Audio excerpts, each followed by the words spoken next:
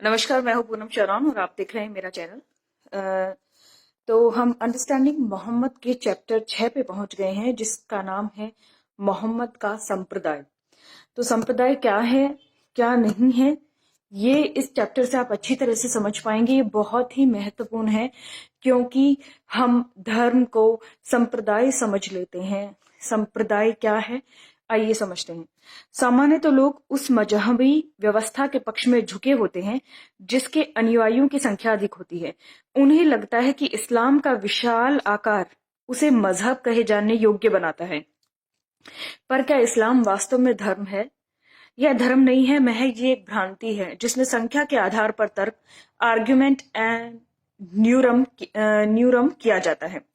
मतलब कुछ लोग इसकी संख्या, अरे दुनिया में इतने लोग इसे मानते हैं तो ये कोई धर्म होगा, कोई मजहब होगा, कोई रिलीजन होगा, ये मान लेते हैं। लेकिन ये एक संप्रदाय है, एक गिरोह है जो एक मानसिक रोगी के पीछे पीछे चल पड़ा है। धर्म और संप्रदाय में मूलभूत अंतर क्या होते हैं? ऐसा माना जाता है कि ज्यादातर धर्म पहले संप्रदाय ही थे, लेकिन ऐसा नहीं है। कॉलवेड साइकोलॉजी 101 में कहा गया है कि संप्रदाय की मूल पहचानें ये होती हैं: शारीरिक और भावनात्मक विशुद्धता वाली स्थिति में लोगों को ले जाना, लोगों को मेंटली और फिजिकली कंट्रोल कर देना, जैसे कि वो होश खो बैठे हों। समस्याओं को एक सरल व्याख्या के माध्यम से कम किया जाना और इस व्याख्या को बार बार दोहराया जाना कि आपके जीवन में कोई भी समस्या हो, उससे ध्यान हटाने के लिए जैसे ये कह दिया गया कि बस जैसा जैसा मोहम्मद ने कहा है या किया है वैसा वैसा करते रहो, आपको जन्नत मिल जाएगी। और जन्नत भी केवल पुरुषों को। उन्हें करिश्माई नेता को से बिना शर्त प्यार और स्वीकार्यता और महत्व सिखाना, हमेशा एक काल्पनिक व्यक्ति से या एक ऐसे नेता से उन्हें जोड़े रखना कि उसकी हर बात को बिना शर्त, बिना महत्व आप स्वीकार करते रहो, एक्सेप्ट करते रहो। समूह के आधार पर नई पहचान मिलना। मुसलमान अपने आप को अकेला नहीं देख पाते हैं, एक इंडिविजुअल के तौर पर नहीं देख पाते, वो अपने आप को हमेशा एक समूह के रूप में देखते हैं, ग्रुप के रूप में देखते हैं। फंसाए जाते हैं, दोस्तों, रिश्तेदारों, मुख्य धारा की संस्कृति से अलग किया जाता है और सूचना और सच्चाई तक पहुंचने पर कड़ाई से नियंत्रण रखा जाता है। कुरान अरबी भाषा की किताब है। बहुत वर्षों तक कुरान को का तर्जुमा यानी कि उसके ट्रांसलेशन भारत, पाकिस्तान और बांग्लादेश जैसे देशों में प्रकाशित ही नहीं की गई, ताकि लोग उसको ट्रांसलेशन के साथ ना पढ़ सकें। और बार बार हैरानी की बात तो ये है कि वो इस हद तक अंधों की तरह इस चीज का पीछा कर रहे थे कि मुसलमान दिन में 5 बार कुरान की उन आयतों को भी दोहरा रहे थे जिनका उनके व्यक्तिगत जीवन से कुछ लेना देना है ही नहीं। असल में कुरान की कुछ आयतें तो मोहम्मद की सेक्सुअल लाइफ के बारे में है, और मोहम्मद अपने काल्पनिक अल्लाह से अपने आप को हमेशा क्लीन चिट दिलवाता रहता है कि तुम्हारे लिए ये औरत भी हलाल है, वो औरत भी हलाल है। मतलब जैसे ही उसका तर्जुमा यानी ट्रांसलेशन छपना, प्रकाशित होना शुरू हुआ, वैसे ही इस्लाम की पोल खुलनी शुरू हुई। आप ये जानकर हैरान होंगे कि इस संप्रदाय से बहुत सारे लोग निकल रहे हैं, लेकिन इस्लाम छोड़ना मौत का कारण बन सकता है। आपको, आपकी हत्या की जा सकती है।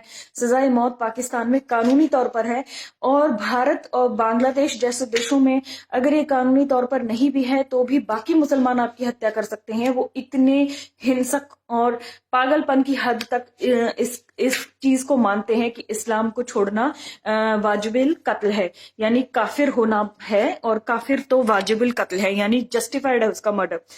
आगे देखिए, जेंजा knowledge doctor Michael D Langone, इन्होंने क्या बताया है। ऐसा समूह अपने मजहब को लेकर अत्यधिक जोश में रहता है। उनका नेता जीवित हो या मृत्यु अपनी रीतियों और विचारों और मजहबी क्रियाकलापों को सत्य और कानून मानता है। मुसलमान अपने मजहब को लेकर बहुत ज्यादा जोश में रहते हैं। वो अपने रसूल के बारे में किसी तरह का कोई सवाल बर्दाश्त नहीं करते। उनको लगता है कि उनकी कुरान सत्य है और कानून है। वो किसी भी तरह की असहमति में नहीं पड़ते। मुसलमानों के लिए मजहब के बुनियादी सिद्धांत के बारे में सवाल करना या संदेह करना निषेध है। इन सिद्धांतों की असहमति की सजा मौत है। अगर कोई मुसलमान भी इन चीजों पर यकीन नहीं करता है, मोहम्मद के वजूद पर, या उसके कार्यकलापों को जस्टिफाइड नहीं समझता है, तो उसको भी मौत की सजा दी जा सकती है। मन फेरने वाले क्रियाकलाप, ऐसे क्रियाकलाप जिससे आप कभी भी टिककर कुछ बात समझ ना पाए, जैसे कि गुणगान करना, मन में बुदबुदाना, अन्य समूहों के साथ इकट्ठा होकर की जाने वाले दिनचर्या जैसे रोजा या नमाज इत्यादि। मुसलमान दिन में 5 बार अपना काम छोड़कर दोहराव वाली, रटने वाली मजहबी इबादत करते हैं और कुरान की आयतें बोलते हैं। पूरा 1 महीना रोजा रखते हैं, सूर्योदय से सूर्यास्त के समय, वो भी गर्मियों के महीनों में। तो इससे उनकी मेंटली कंडीशनिंग इस तरह से हो जाती है कि वो इस बात पे यकीन कर लेते हैं कि मोहम्मद और उसकी कुरान ही अंतिम सत्य है और वही बेस्ट है। नेतृत्व हुक्मरान चाहते हैं, किस तरह सोचना चाहिए, किस तरह व्यवहार करना चाहिए, क्या महसूस करना चाहिए, ये भी उनको बताया जाता है। तो मुसलमानों को किस तरह के कपड़े पहनने चाहिए, कहाँ रहना चाहिए, कैसे बच्चे पैदा करने चाहिए, बच्चों को अनुशासन कैसे सिखाना चाहिए, ये सारी चीजें उनको बता दी गई है। मुसलमानों के जीवन का हर पहलू निर्धारित होता है। हम लोग अपनी लाइफ बनाते हैं, लेकिन मुसलमान ये सोच के रखते हैं कि उन्हें कैसी लाइफ जीनी है, और उन्हें बताया जाता है क्या हराम है यानी निषेध है, किसकी इजाजत नहीं है, क्या हलाल है, किसकी अनुमति है, क्या खाएं, कैसे खाएं, कौन सी उंगली चाटें, कैसे कपड़ा पहने, कैसे दाढ़ी बनाएं, कैसे दांतों को साफ करें, कैसे शौच करें, कैसे नमाज के दौरान हवा खोलने से बचे। मतलब अगर आप गैस पास कर रहे हैं तो आपने अगर नमाज के दौरान कर ली तो आपकी नमाज खंडित हो जाएगी। तो इतने सारे बेसिर पैर के नियम कायदे कानूनों में फंसकर मुसलमानों की ऐसी कंडीशनिंग हो जाती है कि वो बचपन से ये समझने लगते हैं कि ये ही अंतिम सत्य है। मुसलमान अपने रसूल के लिए विशेष दर्जे का दावा करते हैं, जबकि वे दूसरों के धर्मों को गाली देते हैं, तुच्छ बताते हैं। ईसाइयत और यहूदियों को भी गाली देते हैं, जिनका वो सम्मान करने का दावा करते हैं। कुरान में ईसा और मूसा बाइबल के ईसा मसीह और मोजेज की तरह नहीं है। रसूल की उपेक्षा तो मुसलमान घोर हिंसक हो सकते हैं। मुसलमान अपने मजहब को श्रेष्ठ बताते हुए दूसरों को खुद से श्रेष्ठ मानते हैं। पहले वो अपने रिलीजन को, अपने कल्ट को, अपने संप्रदाय को दूसरों से श्रेष्ठ बताते हैं, फिर वो अपने आप को दूसरों से श्रेष्ठ समझते हैं। भारत का विभाजन इस्लाम के आधार पर हुआ था, यानी इस सोचकर के आधार पर हुआ था कि मुसलमान हिंदुओं से श्रेष्ठ हैं और वो इन हिंदुओं के साथ नहीं रहना चाहते। तो हिंदुओं ने, जो कि बहुसंख्यक हैं, उन्होंने ये विभाजन नहीं किया था। विभाजन उन मुसलमानों ने किया था जो ये सोचते थे कि वो हम जो है उनके साथ रहने योग्य ही नहीं, वो इतना सर्वश्रेष्ठ है। ये सुपीरियोरिटी कॉम्प्लेक्स उनमें बहुत ज्यादा होता है। मुसलमान जहां पर भी कम होते हैं वहां वे अपने लिए विशेष कानूनों की मांग करते हैं, जैसे कि शरिया का कानून, जिससे वे कानूनों से बच के निकल सके। नॉर्मल जो लॉज हैं हम पर एप्लीकेबल ना हो। जैसे भारत में मुस्लिम पर्सनल लॉ बोर्ड नाम का एक प्राइवेट एनजीओ है, जिसके बताए हुए कानूनों से विवाह, तलाक और संपत्ति के बंटवारे से संबंधित कानून मुसलमानों पर लागू होते हैं। तो यहाँ पर उन्होंने एक अलग पैरेलल सिस्टम बनाया हुआ है, और इसी को तोड़ने की बात होती है जब हम कहते हैं कि यूनिफॉर्म सिविल कोड, यानी कि विवाह और विवाह विच्छेद और जायदाद का बंटवारा ये सभी नागरिकों के लिए समान होना चाहिए, ताकि देश में समानता आए।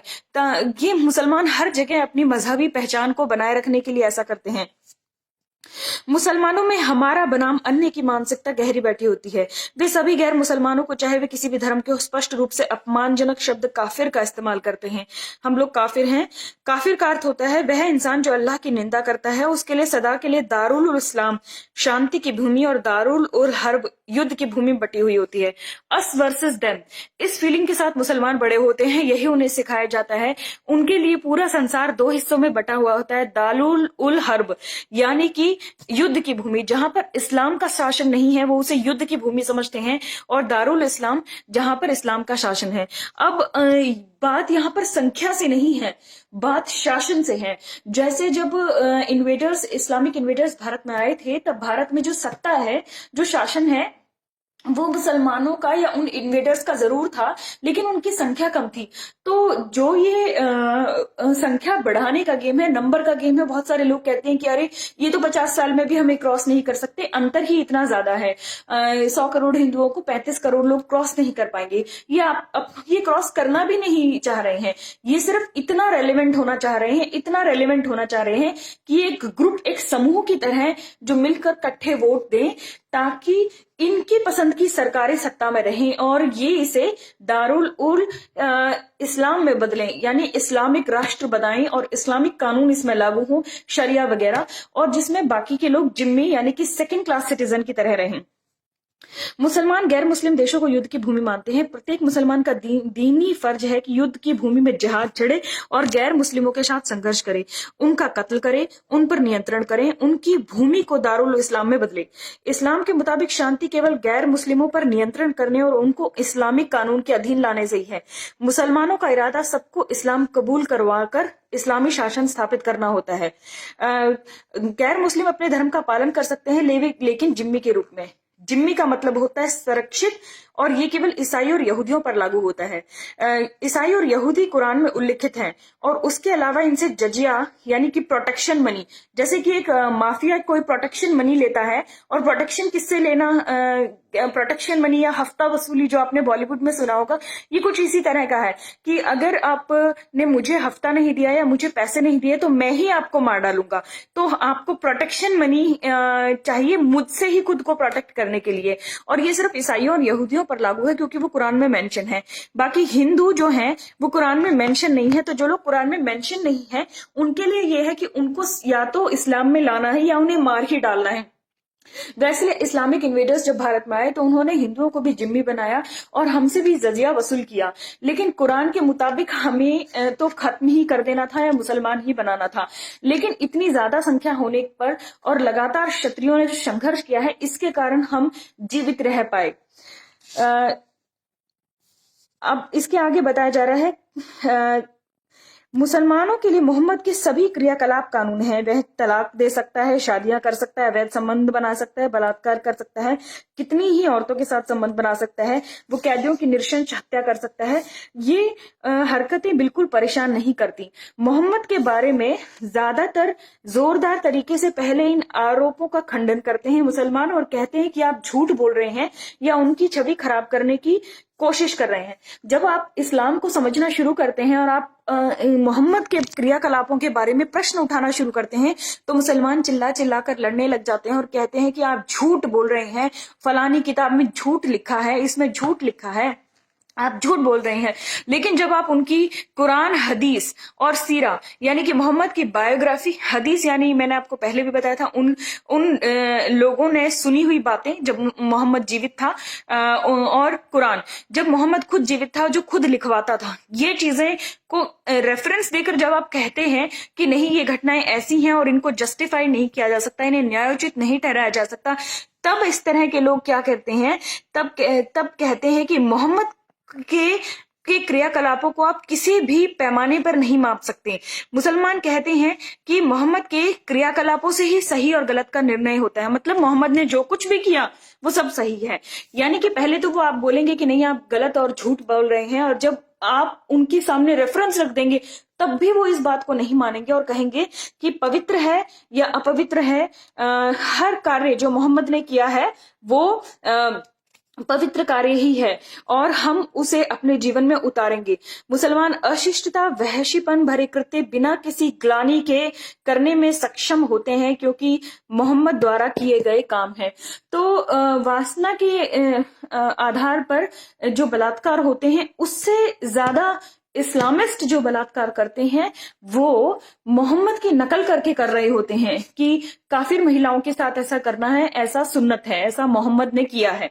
मतलब जिन महिलाओं के साथ, जिन कबीलों को लूट कर मोहम्मद ने बलात्कार किया था वो महिलाएं उस समय मुसलमान नहीं थी और इस बेसिस पे उसने उसे जायज ठहरा दिया क्योंकि इस्लाम तो वही लाया है। इस्लाम में साध्यन और उचित या अनुचित बताता है।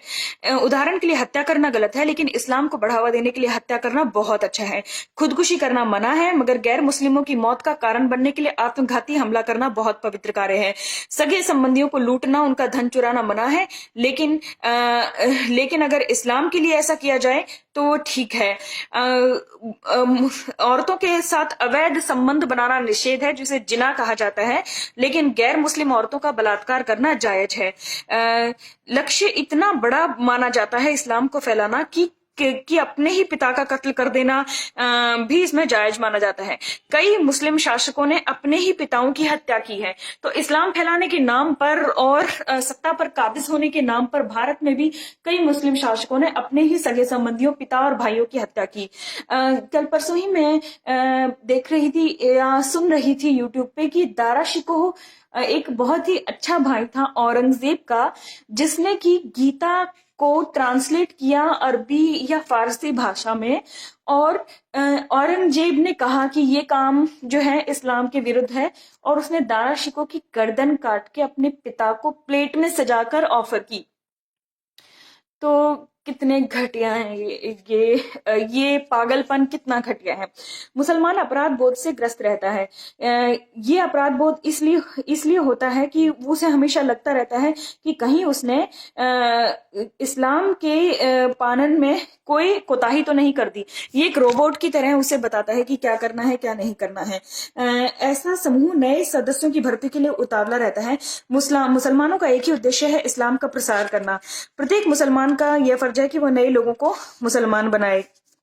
मुसलमान का जुनून इस्लाम है। अब इसमें कुछ आयतों का जिक्र किया गया है। कुरान गैर मुस्लिमों को दोस्त बनाने से मना करता है। गैर मुस्लिमों मोहम्मद के मुताबिक गैर मुस्लिम अल्लाह की नजर में निकृष्ट जानवर हैं। इस्लाम मानवता को अध्यात्म देने के लिए नहीं बनाया गया, और न ही इसको उनको प्रबुद्ध बढ़ाने के लिए गढ़ा गया है। मोहम्मद जो है पवित्रता से कोसों दूर रहता था। गैर मुस्लिमों को इस्लामी दुनिया में लुभाने के लिए खिड़की पर लगाए गए आकर्षक पर्दे जैसे हैं। तो ये जो नमाज और ये रोजा है, इसे आप स्पिरिचुअलिटी मत समझिए, इसमें कुछ स्पिरिचुअलिटी नहीं है। ये खिड़की पर एक गंदे बदबूदार कमरे में जैसे अच्छे पर्दे लगे हुए हैं, कुछ ऐसा ही है। और जितना कठोर उतना श्रेष्ठ, कि इसके नियम कायदे कानून इतने कट्टर हैं कि लोग सोचते हैं कि तब ये श्रेष्ठ होगा, क्योंकि ये इसे पालन करना इतना मुश्किल जो है। प्रमुख नार्सिस्टिक संप्रदायों के नेता, इसमें प्रमुख रूप से वर्णन दिया गया है कि हिटलर एक नार्सिस्ट था। और इसमें आचार्य रजनीश, जो कि ओशो के नाम से प्रसिद्ध है, उनका भी नाम माना जाता है। जो नार्सिज्म की बीमारी है, ये आत्ममुग्धता की बीमारी अधिकतर महिलाओं में नहीं पाई जाती। ये ज्यादातर पुरुष ही नार्सिस्ट हुए हैं। ये अपने संप्रदाय को ऐसा भरोसा दिला देते हैं कि ये विशिष्ट हैं, और ये काम वासना के अधिकतर भूखे ही होते हैं। तो आचार्य रजनीश हो, हिटलर हो, ये जो यहाँ पर फर्जी बाबा जो पकड़े गए हैं, ये भी सारे इसी तरह के संप्रदायों के नेता रहे हैं। जैसे वो बाबा राम रहीम हो, सतपाल हो, नहीं रामपाल, माफ कीजिएगा, रामपाल हो, या जो बापू हैं आसाराम बापू, ये इसी तरह के संप्रदाय थे सारे के सारे। और ये लोगों का महिलाओं के साथ दुर्व्यवहार का इल्जाम भी लगा है। तो ये नार्सिज्म की लक्षण है। ये अपने आप को विशेष समझते हैं, इनमें काम वासना बहुत कूट कूट कर भरी हुई होती है। और ये इनकी सबकी जो चीजें हैं, जो लाइफ स्टोरीज हैं, वो मिलती हैं। जैसे हिटलर के बारे में कहा जाता है कि हिटलर कहता है कि अगर आप झूठ बहुत बड़ा बोलो तो लोग आप पर ज्यादा विश्वास करते हैं, क्योंकि छोटे झूठ पर तो उसी टाइम डाउट करते हैं, लेकिन बड़े झूठ पर विश्वास किया जा सकता है। मोहम्मद के बारे में एक भी शब्द बोलते ही मुसलमानों के सर पर खून सवार हो जाता है और उनका बर्ताव पागलों जैसा हो जाता है। तो किसी पागल का अनुसरण करते करते मुसलमान पागलों जैसे ही हो गए हैं। मुसलमान यह तथ्य जानने के बावजूद भी इस्लाम नहीं छोड़ रहे हैं। क्यों? क्योंकि मजहबी आस्था एक नशा है। और दार्शनिक बुद्धिमान लोगों की एक दार्शनिक एल्बर्ट हर्बर्ट ने बहुत ही इंटरेस्टिंग बात की है कि बुद्धिमत्ता की सीमा होती है, लेकिन मूर्खता असीम होती है। अल्बर्ट आइंस्टाइन ने भी कहा है कि दो चीजें असीम है, मतलब जिसकी कोई सीमा नहीं है। एक है ब्रह्मांड और दूसरा है मनुष्य की मूर्खता। तो ये मूर्खता ही है कि एक बलात्कारी को, एक हिंसक व्यक्ति को, एक रेपिस्ट को, एक पीडोफाइल को ये मुसलमान फॉलो कर रहे हैं, और पूरी दुनिया में उसका ये कल्ट स्थापित करने के लिए मारकाट कर रहे हैं। मोहम्मद इसलिए कामयाब रहा क्योंकि वो ऐसे स्थान पर था जहां उसे रोकने के लिए कोई केंद्रीय सत्ता नहीं थी, वहां पर कोई मजबूत सत्ता भी नहीं थी। तो लूटपाट करने वाला ये लुटेरा एक शहंशाह जैसा हो गया।